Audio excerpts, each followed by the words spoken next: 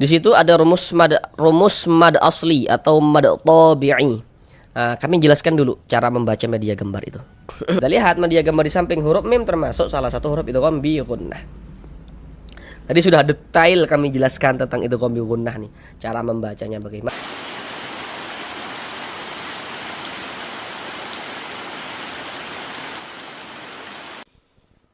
Assalamualaikum warahmatullahi wabarakatuh.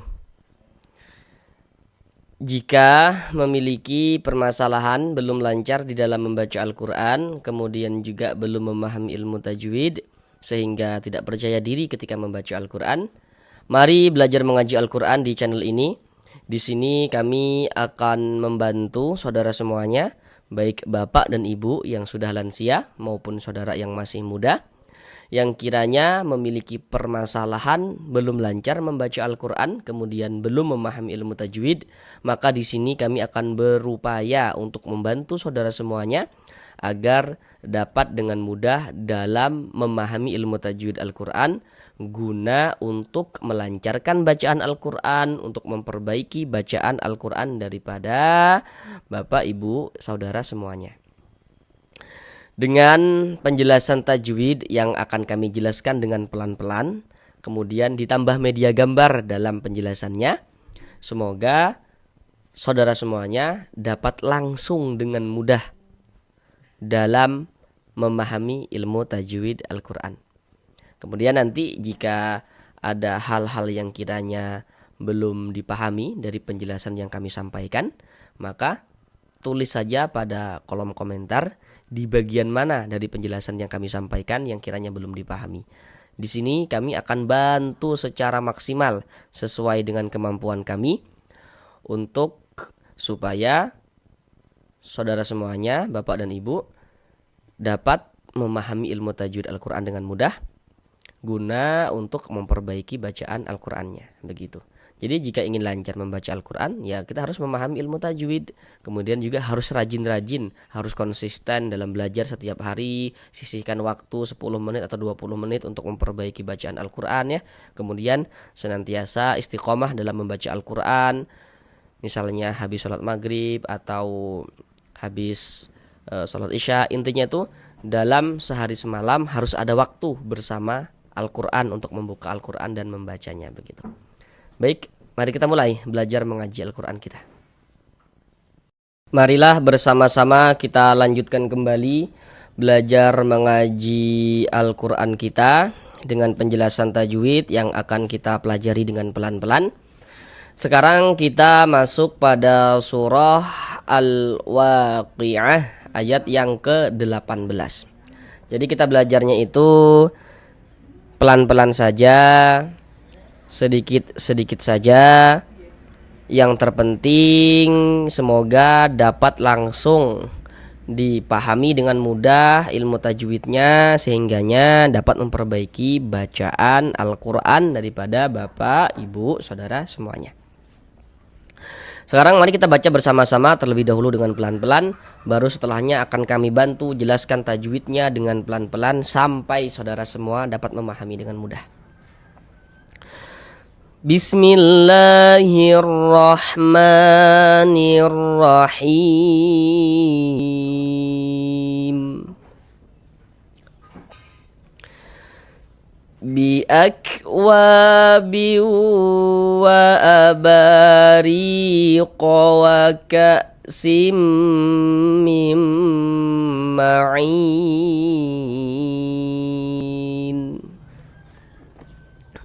Sekarang mari sama-sama kita uraikan tajwidnya dengan pelan-pelan. Nah, jika nanti ada yang belum paham dengan penjelasan yang kami sampaikan, tulis pada kolom komentar. Akan kita bantu secara maksimal supaya saudara dapat langsung dengan mudah dalam memahami ilmu tajwid Al-Quran.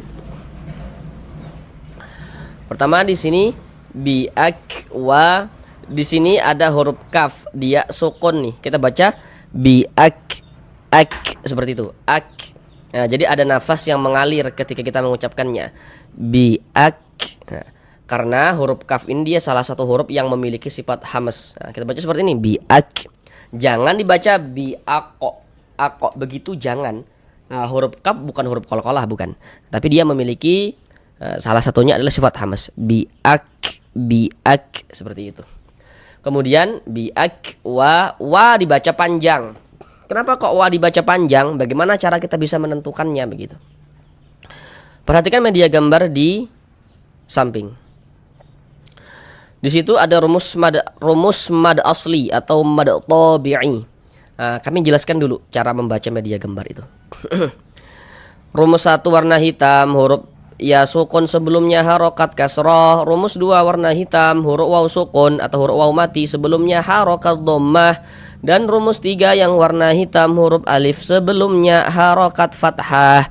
Huruf-huruf yang barusan kami sebutkan beserta harokatnya itulah yang disebut dengan huruf mad. Kemudian di dalam Al-Quran nanti dari segi penulisannya, huruf-huruf 3 yang warna hitam beserta harokatnya itu bisa juga nanti ditulis bentuknya itu seperti yang ada pada warna hijau bentuknya begitu.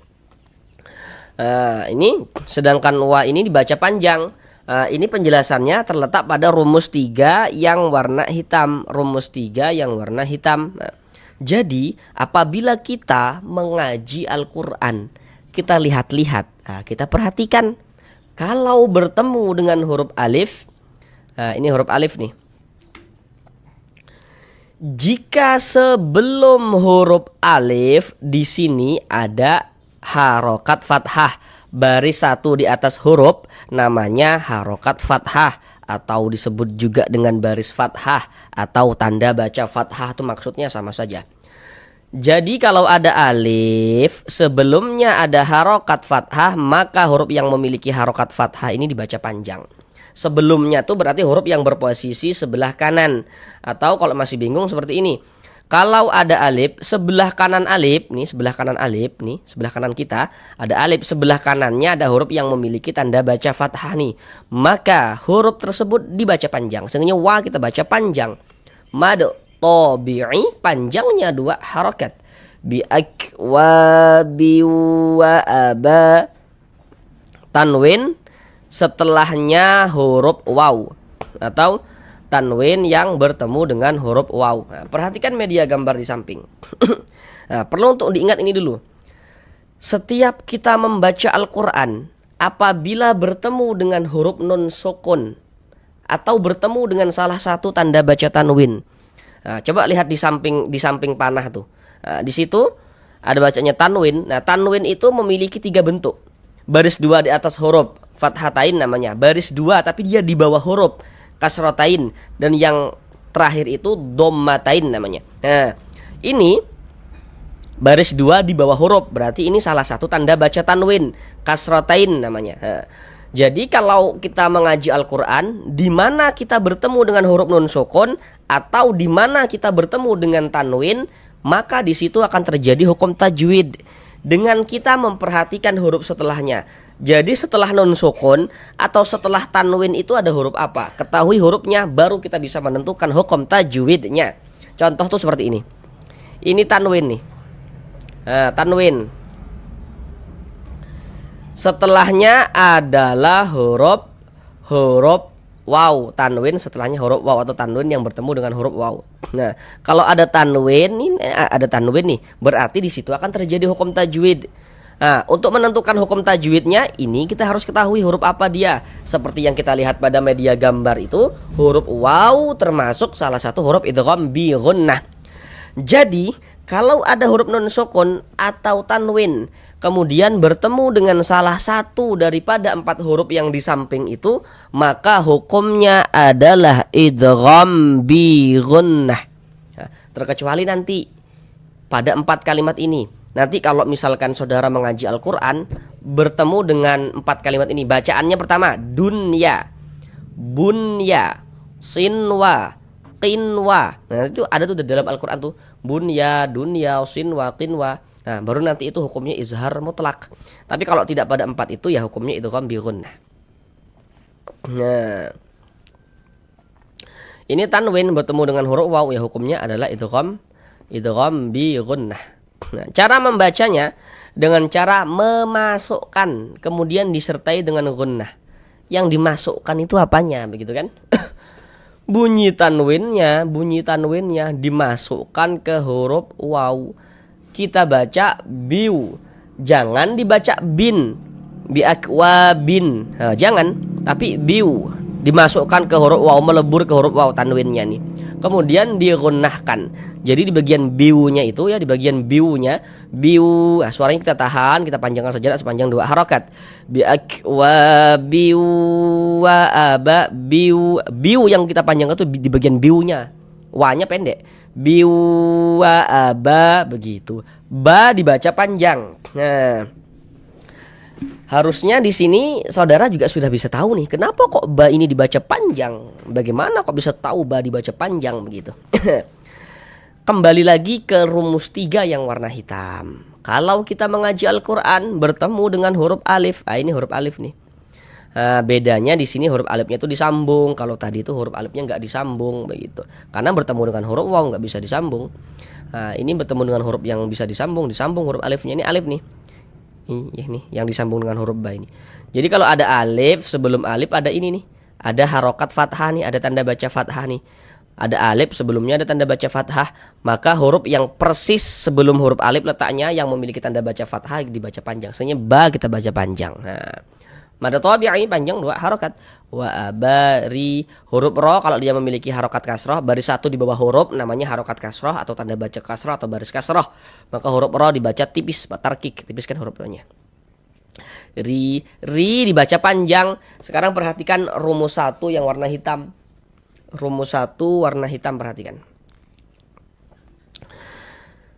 Apabila kita mengaji Al-Qur'an kemudian bertemu dengan huruf ya sukun, ada huruf ya, ada tanda sukun. Nah, huruf ya sukun, huruf sukun disebut juga dengan huruf mati ya, atau huruf sakinah. Itu maksudnya sama saja. Jadi kalau ada huruf ya sukun atau huruf ya mati, sebelumnya ada ini, ada harokat kasroh. Ada huruf ya sukun, sebelum ya sukun ada harokat kasroh, maka huruf yang memiliki harokat kasroh ini dibaca panjang nih.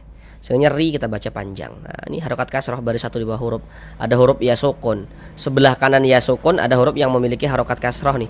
Sehingganya ini dibaca panjang, ri dibaca panjang. Mad tabi'i panjangnya 2 harokat. Ri qa wa ka sim. Di sini ada tanda waqaf. Namanya adalah waqaf mamnu'. Dilarang untuk berwakaf kalau menemukan tanda wakaf seperti ini. Maka jangan berwakaf. Kita wasolkan.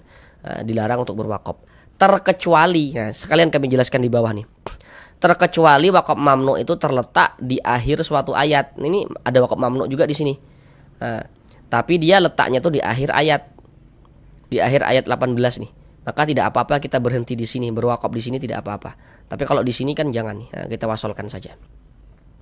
Wa ka sim tanwin setelahnya huruf mim. Ini harusnya saudara sudah tahu apa hukum tajwidnya. Kalau tadi huruf-hurufnya sudah dihafal.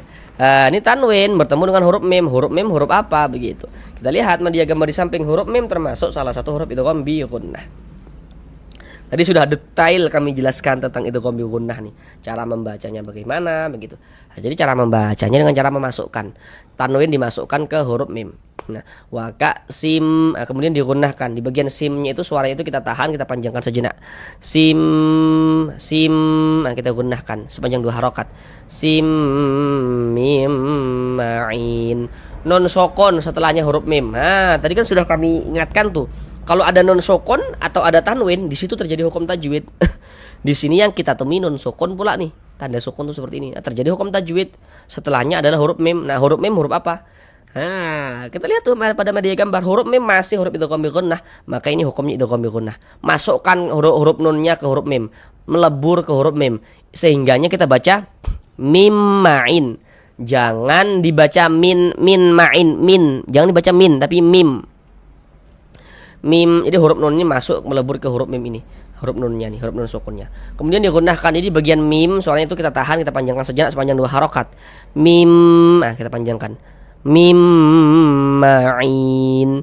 Ain dibaca panjang. Ini namanya adalah mad arid li sukun. Namun pada awalnya namanya adalah mad tabi'i. Pada awalnya sama dengan ini penjelasannya. Ain dibaca panjang. Perhatikan lagi media gambar di layar. Harusnya saudara sudah tahu kenapa kok ain dibaca panjang begitu. Perhatikan lagi rumus 1 yang warna hitam. Jadi kalau kita mengaji Al-Quran, apabila bertemu dengan huruf ya sukun nih, ada huruf ya, ada tanda sukun.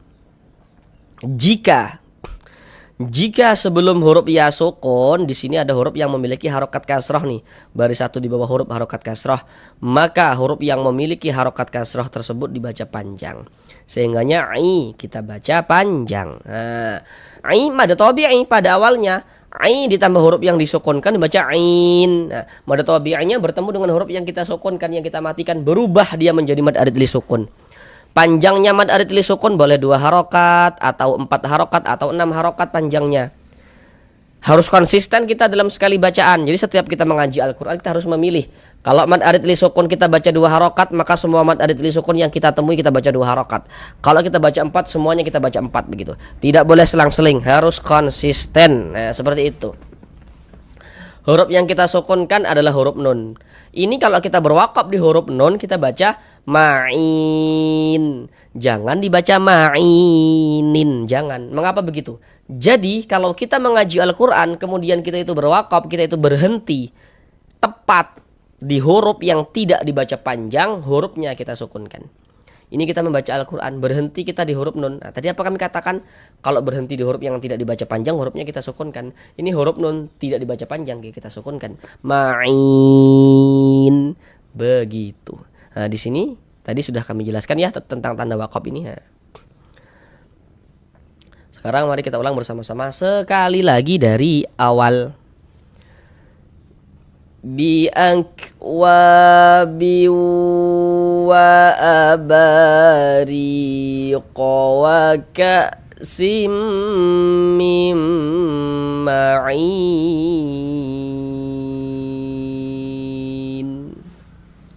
Nah, sampai di sini dulu belajar mengaji Al-Quran kita. Sampai bertemu di pembelajaran yang berikutnya. Assalamualaikum warahmatullahi wabarakatuh.